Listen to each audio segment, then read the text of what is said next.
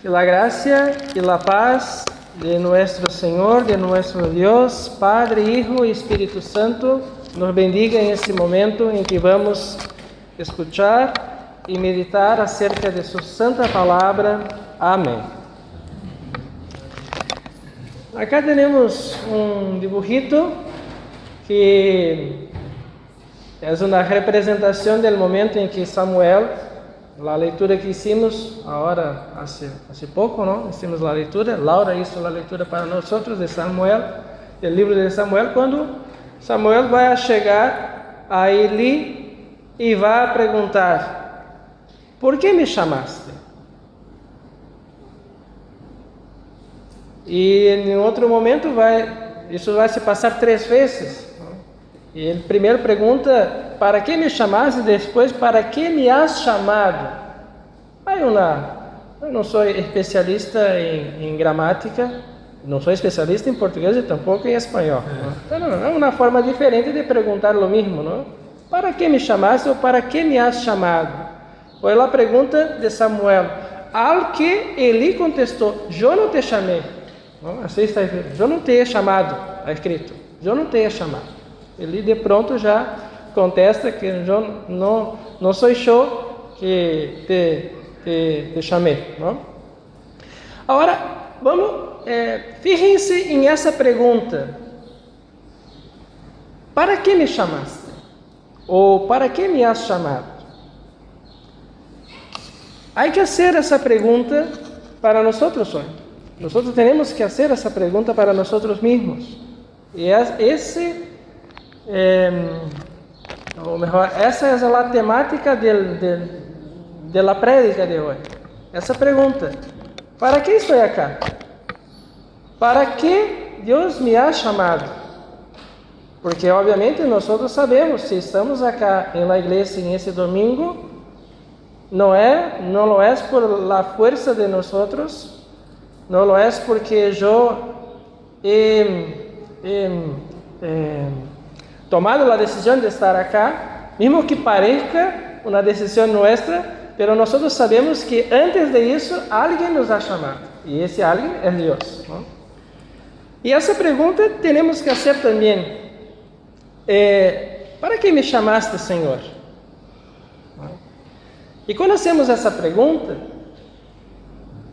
eu, em essa semana, pensando acerca não somente da prédica, sendo o devocional de ler a Bíblia e pensar acerca disso, quando alguém nos chama, e aí perguntamos a esse alguém, que seja, qualquer um que seja, mesmo nosso papá, nossa mamãe, quando niños, quando nos chamam, ou alguém que nos chama, nós perguntamos: ¿para que me chamaste? ¿No? Ou para que me has chamado? Quando hacemos essa pergunta, basicamente 3 coisas queremos saber, temos ganas de saber quando alguém nos chama. A primeira pergunta é: ¿por que eu? ¿No? ¿Se acuerdan quando o papá ou a mamá de vocês chamavam a vocês, dependendo do que estavam fazendo, le perguntam: ¿por que eu e não meu irmão? ¿Por que eu? A primeira pergunta é essa: ¿por que eu? A segunda pergunta é: o que tenho que fazer? Porque se me chamou, alguma coisa há, e tenho que descobrir. E a terceira é: eu tenho condições, eu tenho capacidade para fazer o que me han pedido, Então, essas 3 coisas. Pode ser que tenhamos outras coisas, outras perguntas em nossa cabeça, em nossa mente, quando alguém nos chama. Eu sou da opinião que essas 3 coisas são importantes. Porque eu, o que tenho que fazer, e se eu tenho capacidade de fazer o que me han pedido.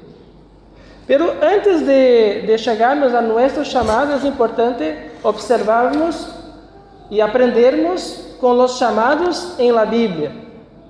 E hoje, Deus nos regala com partes da Bíblia que falam acerca de chamado. O chamado de Samuel e o chamado também de Felipe e Natanael. Então, antes de chegarmos a nosso chamado, há que ter em conta outros chamados que han sido hechos en la historia del pueblo de Dios. Eu me acuerdo de um professor que tuvo, que dizia assim, professor de interpretação bíblica, antes de chegarmos em nós, quando estamos lendo, fazendo uma leitura da Bíblia, temos que, primeiro, ao ler a Bíblia, quem dijo, para quem dijo, e em que momento da história, do passado, e que impacto tuvo esse mensagem naquele entonces. Quem dijo, para quem dijo, qual é o contexto, qual é a história que se passava e qual é o impacto de aquele mensagem em aquele tempo, em aquele entonces. Aí depois chegamos em nós. E isso é importante para pensarmos acerca por que Deus nos ha chamado. ¿Para que me chamaste? Pero antes de contestar essa pergunta, há que ter em conta e de observarmos o chamado, por exemplo, hoje, que há montão de chamados na Bíblia, pero hoje de Samuel, de Natanael, Felipe e também de Andrés e de Simão Pedro. Empezamos por Samuel. E a pergunta que hago a vocês agora, por que Deus ha chamado Samuel? Alguém tem alguma ideia de por que Deus ha chamado Samuel? Para corregirlo. Também, ¿no? Lo que mais assim que podemos pensar acerca? Vocês conhecem a história de Samuel? ¿No? El llamado de Samuel fue para su ministerio. Para o ministério, bueníssimo. Eu tinha um plano para ele, não? Esse plano já começa desde o embaraço, não? De Ana, da mamá de Samuel, né? Que ha dicho, bueno, se eu tiver um filho, vou a entregá-lo ao Senhor. E, bueno, conhecemos um pouco da história de Samuel. Sabemos que ele era um bom servo, não? Era obediente, temente a Deus. E uma característica de Samuel também, ele era totalmente diferente de los hijos de Eli. A história de los hijos de Eli está aí nos primeiros capítulos desse livro de 1 Samuel. Hofni e Finés, esses são os dois nomes de los hijos de Eli, que tinham uma vida totalmente desreglada e totalmente em desacordo com a palavra de Deus. Lo que llenava a vida de Eli era uma vergüenza por seus hijos, ¿no? E bueno, Samuel era totalmente ao revés de Hofni e de Finés. E Deus ha chamado Samuel, ¿no? Ha chamado Samuel. Bueno, e a Felipe e a Natanael? Por que Deus ha chamado a estes? Aí se complica um pouco, porque conhecemos pouco da história de Natanael e de Felipe.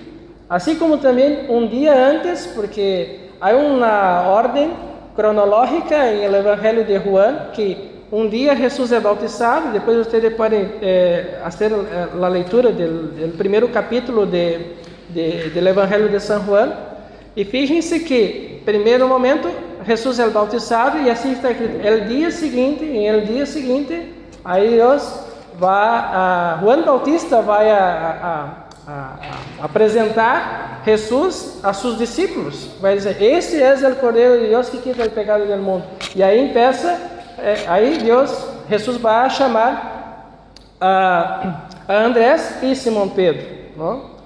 E depois, em outro dia, é decir, 2 dias depois do batismo de Jesus, Jesus está adentrando na cidade, e Felipe conhecia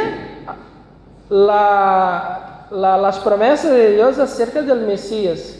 E depois de conhecer a Jesus, vai a chamar a Natanael e vai dizer, encontramos aquele de que Deus ha dicho que iba a venir para ser o Messias de la humanidad, el Salvador de la humanidad. Entonces tenemos el llamado de Felipe por la historia de la Biblia, por el conocimiento de la palabra, el poder de la palabra en su vida, que va a identificar Jesús es el Salvador.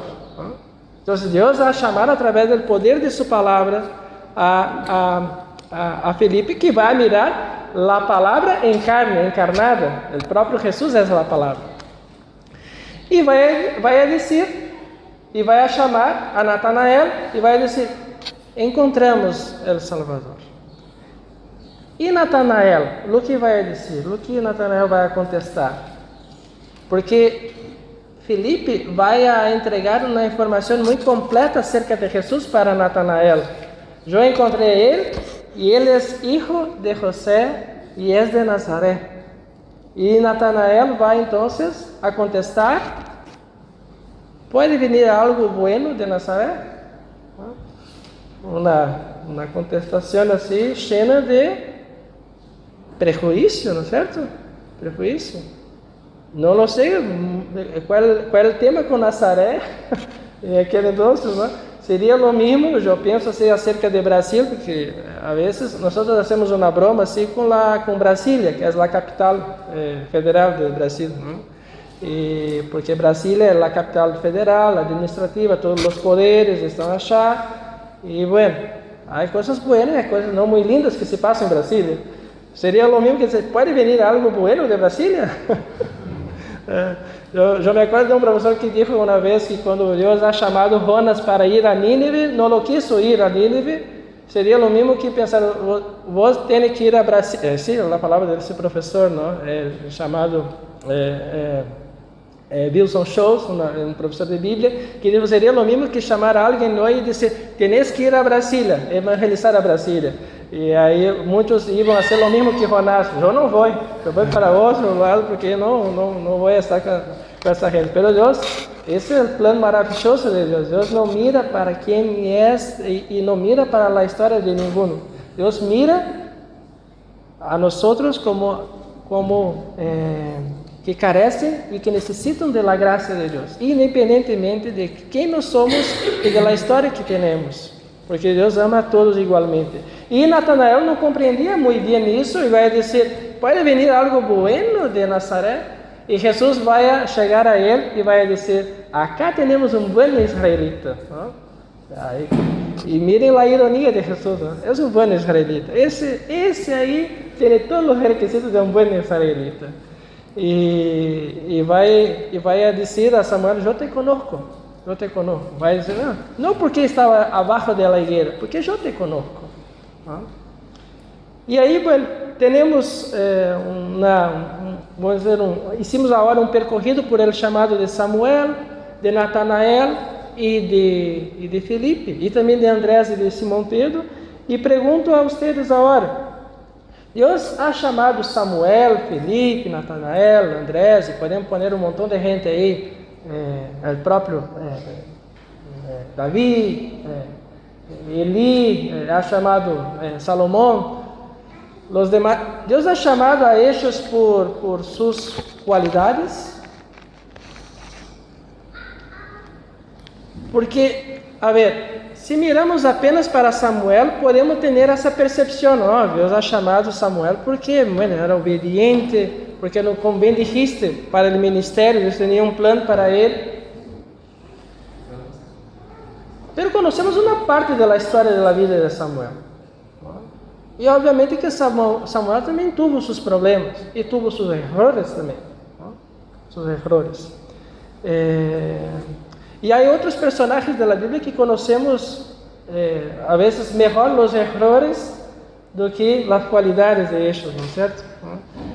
E se mirarmos assim, se Deus tivesse que chamar seus profetas, o próprio Jesus chamado seus discípulos por suas qualidades,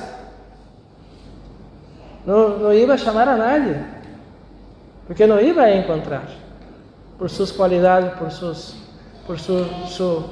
vamos dizer, por sua obediência, por sua capacidade, por sua vida espiritual, o que seja. Isso é importante para nós hoje, porque Deus ha chamado a vocês e a mim também, para todos nós hoje. Deus não ha chamado porque chegamos a uma elevação espiritual e, bueno, agora sim, Deus vai mirar para Renata, agora sim, Renata, ha cumprido o que esperava de vós. Não, esse dia não vai chegar. Não vai chegar em minha vida, não vai chegar na vida de vocês. Como não ia chegar em Samuel, e não ia chegar em Natanael, e não ia chegar a nenhum outro. Deus ha chamado porque tem um plano. E Deus nos ha chamado porque nos conhece e sabe o que podemos fazer. E porque Deus nos conhece e sabe o que podemos fazer, está de uma forma muito linda em el Salmo 139. Vou a pedir acá para a Aline para volver um pouquinho. Esse salmo que hicimos a leitura hoje.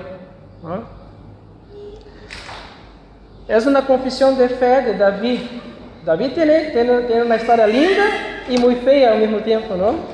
Mirando a história de Davi, Davi tem uma história linda, mas muito feia também. E acá Davi ha escrito: Senhor, tu me has examinado e me conoces. Tu sabes quando me siento ou me levanto, desde lejos sabes tudo o que penso. Me vigilas quando caminho e quando descanso, estás enterado de tudo o que hago. Todavia não tenho as palavras na língua, e tu, Senhor, já sabes o que estou por dizer. Tu presença me envolve por completo, a palma de tu mano reposa sobre mim. Essa primeira parte acá apresenta o que a teologia vai dizer, a onisciência de Deus. É Deus que conhece a tudo e a todos. E é por isso que Deus nos ha chamado, porque nos conhece.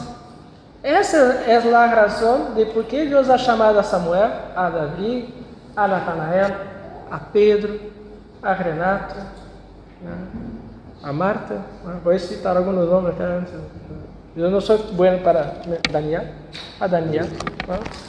E Deus nos ha chamado porque nos conhece. Então, a primeira pergunta, ¿por que eu? Vou perguntar a Deus, ¿por que eu? E Deus vai dizer, porque eu te conozco. É isso?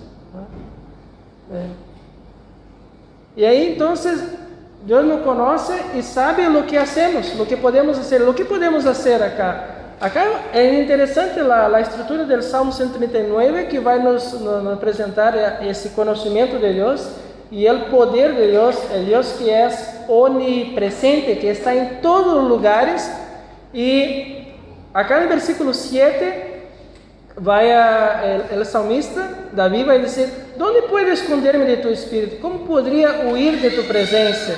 Se subiera yo a los cielos, allí estás tú. Se me tendiera en el sepulcro, também está allí. É decir, Davi está confessando acá. E nós vamos a confessar com ele também. Essa é nossa confissão. Quantas e quantas vezes não intentamos huir da presença de Deus? Esse é o pecado que está em nós. É a natureza humana, da forma mais sincera. A primeira pergunta é: por que eu? Deus vai dizer: eu te conozco. Lo que tenho que fazer? O próprio Deus vai dizer: lo que haces, lo que puedes hacer,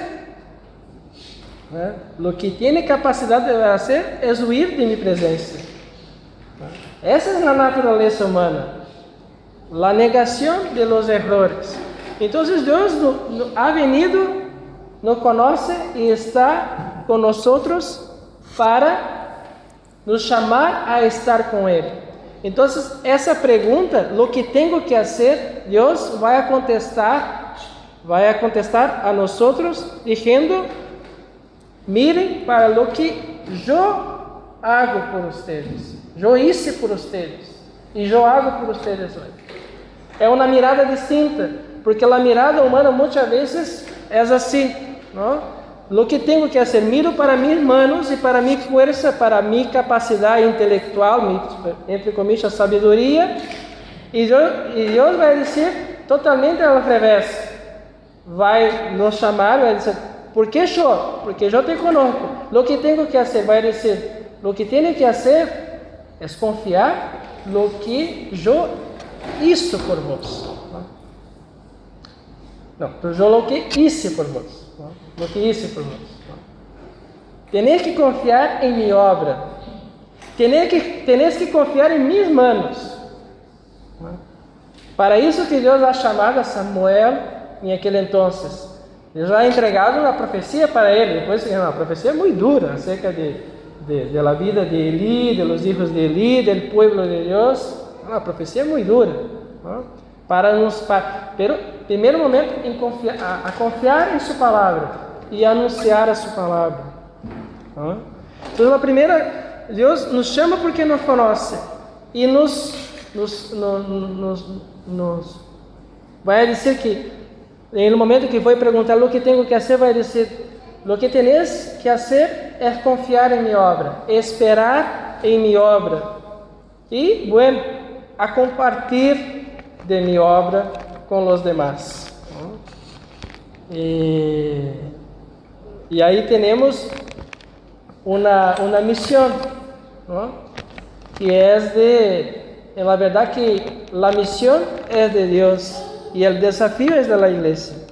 Deus nos chama e nos desafia a compartir de su amor, de su palavra. Pero hay que tener eso en mente, en cuenta, que la misión es de Dios, ¿no?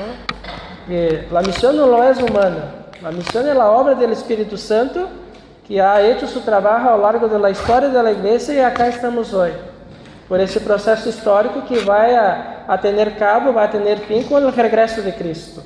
Mientras eso, Dios ha chamado a nosotros hoy y vai a seguir chamando a la gente. E vai a utilizar de nós para isso. E aí nós poderíamos perguntar, mas como Deus vai utilizar de nós se não lo tenho a capacidade? Bueno, Deus nos chama a viver com Ele, a viver com Ele.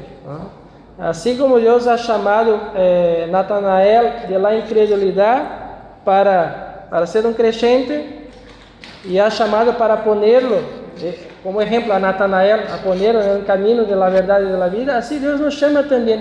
E ao passo que conhecemos isso e que confiamos em isso, naturalmente, como consequência, vamos a compartilhar do amor e da graça de Deus. Não queda outra. É a vida cristiana.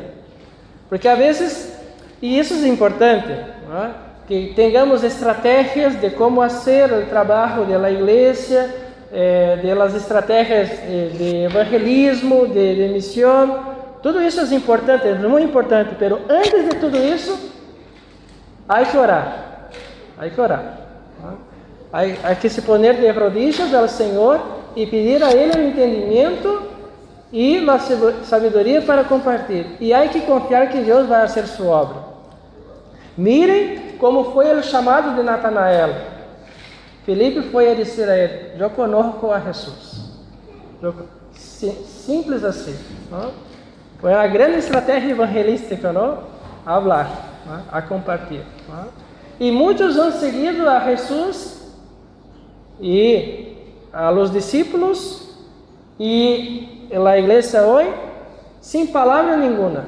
Há um dicho, uma cita que muitos atribuem é atribuída a São Francisco de Assis, não sei se é de São Francisco de Assis, também pouco importa, que é mais ou menos assim: eu puedo falar de Deus, acerca de Deus, de 1000 maneiras, de 1000 formas distintas, hasta mesmo utilizando minha boca.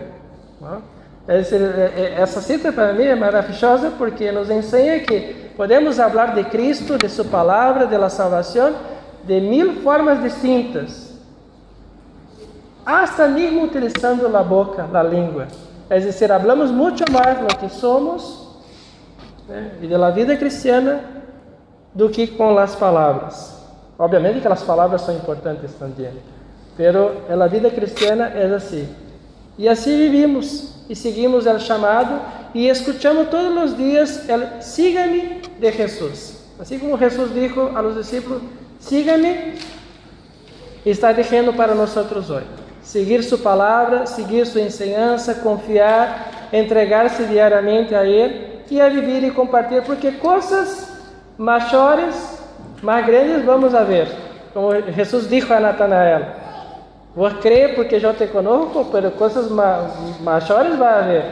E nós estamos esperando com Daniel também, não? Com os profetas, com Natanael e com tantos outros, o regresso de Cristo, quando os ángeles vão a venir, juntamente com o Senhor, a nos poner en la diestra de Dios Padre Todopoderoso, a vivir eternamente com Ele. Que Deus bendiga a vocês e que podamos, com alegria, escuchar o chamado do Senhor e servi-lo, ejercendo assim o chamado que Deus prepara a nós e que prepara a muitos por sua obra e por sua graça. Amém.